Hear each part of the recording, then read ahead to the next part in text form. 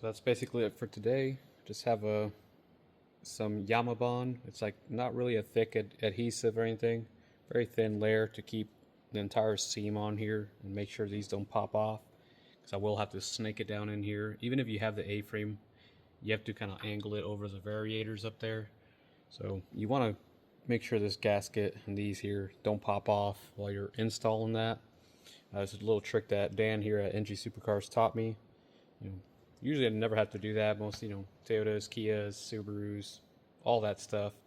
Don't ever have tough angles to get this valve covers in or any of that. But just making sure the gasket seats perfectly. Everything's nice and seated. The reason this one was actually leaking, let me walk over here real quick, is I do see a lot of guys recommend putting in adhesive and all that gasket maker on the edges.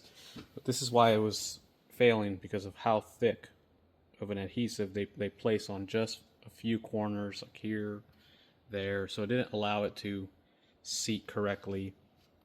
So you don't want to overdo it with the gasket maker and all that. This one here, this gasket in the bag was kind of folded up, so I have very lightly clamped it down with some vice grips here.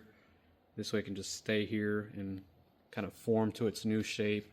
They were all twisted up, so it wasn't staying on here. So overnight these should cure and harden just a little bit.